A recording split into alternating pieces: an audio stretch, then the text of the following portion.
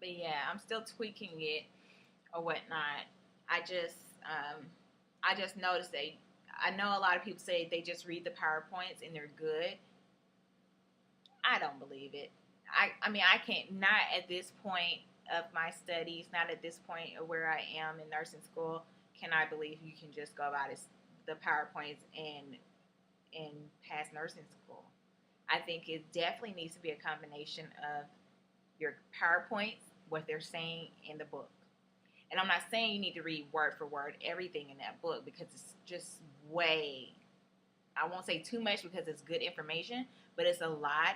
And if you just, try to read everything that's in the required reading, you're likely to miss out on some time that you have to really marinate on what it is you really need to be thinking about for the exam.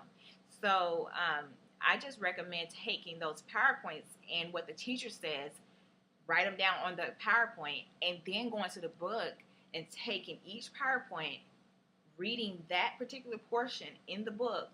You're going to have to think and use your brain and find it in the book because it's not going to be easy peasy. Oh, this is this page. Next page is this slide. It's not going to be that way. Sometimes they're going to be jumping from one chapter in one slide, chapter 23, and then go all the way back to chapter 2 in the very next slide. So it's going to take some critical thinking on your part. But if you do that, if you write down what the gist or pretty much word for word what your teacher is saying as much as you can. We use recorders in our class. We're allowed to use recorders. Thank God for recorders. I don't know how people did it without recorders, but whatnot. Take what they're saying, put it on that little PowerPoint they give you, and then go back to that book and put down what you can from the book in your own words. I find that if you put in your own words, it's easier to understand and marinate on something than if you go word for word to what somebody else put in a book. That's what definitely helped me on that test that I got a B, because I actually took the time before I even started classes this semester, and I read chapters as much as I could, and since I had time and I knew what the chapters were, word for word, I read those chapters, but in my own words, for each paragraph, I wrote down what I got from it, my understanding of it, and that's what I studied along with the teacher's PowerPoints. And I'm telling you what, it made a difference that I did it that way. Like, I went into class understanding the chapter, so when the teacher emphasized something and I felt like she didn't go into it deep enough, I knew how to tweak it in my mind, compared to hearing the teachers talk about a topic and then going to the book, it's like, okay, this, she didn't say anything about this. It was easier to tweak what she was saying after having already read the book and tweak it, put the two together, the book and what she was saying on the PowerPoint, and there, voila, I don't have to go back over that part till it's time to study. So anyway, said all that so that you can kind of understand how I studied for that exam that I got a B. This last one, I didn't study that way, and I think that made a difference. I went back to my old study ways, which, probably is why I got the C again. But anyway, my old study ways was just pretty much um, reading like word for word in the book, pretty much ignoring her PowerPoints or his PowerPoints because I don't know. I just felt like the book pretty much said everything you're saying and what the book's saying. That's how I took it. But I'm learning that it's better to combine the teacher, the PowerPoint, and the book. It doesn't have to be in that order, but make sure you get all three. You know, um, that's what's been working best for me. Anywho, with that said about the test, like I said, this last test I didn't do so hot. It's the worst I've ever done. So, anywho, I'm gonna move on because we must move forward and keep it moving. That's all we can do. And pray and do the work. Anyway, so yeah, I am to the point where I actually just finished checkoffs. Checkoffs this year also went well for me, except for this one, which, okay. So I was freaking out about doing, because I knew this year we were going to be doing IV and med calculations, and I am not the math whiz at all. I am not a math whiz.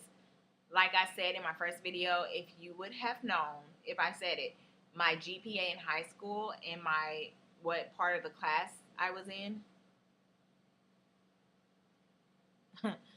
yeah, you know, I was freaking out. So, um, but I did very well with math. I mean, every math test that I got, I mean, every math question I got on that last, was it the last? No, actually, every math question that I got on the first exam, I got them all right on IVs and meds. And when we did our skill checkoffs on IV med drips and IV drips and med calculation uh, for for uh, for peds and also just adults in general, I did very well, and I passed those two. I passed the meds and the IV skill checkoffs like a breeze. It was cool, but I got to the.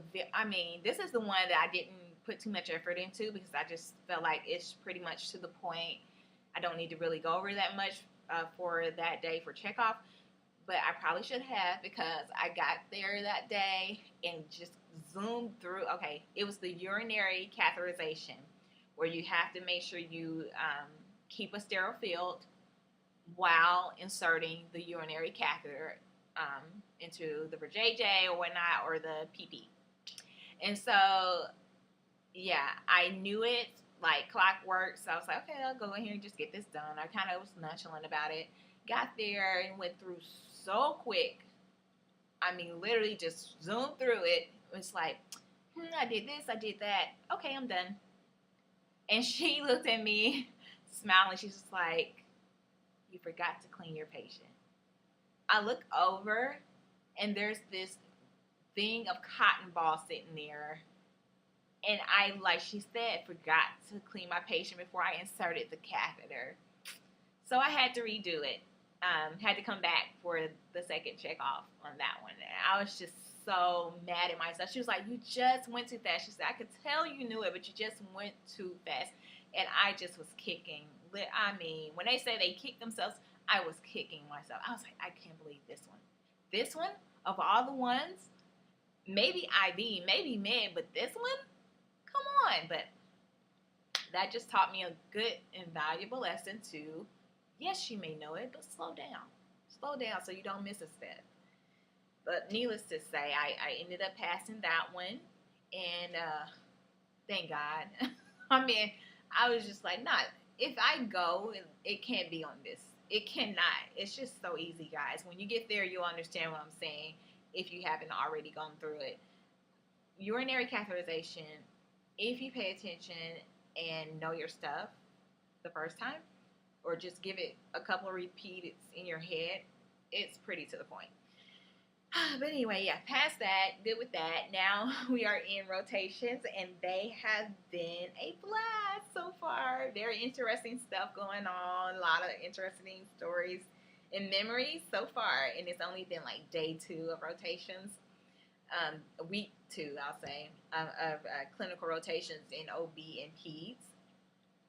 I am, one of my goals for this rotation was to get to gain I think respect is not the word, but to gain a respect, more of a compassion for the woman in labor, because I just didn't, I was just like, gross. That's how I thought of it. Like, oh my gosh, that is not, that is gross with all that happens. And so it was my goal to kind of get over that and just really dig into what it's all about. And I'm starting to get there. Okay, looks like it's going to be video 2. I mean, 4. Wow. Okay.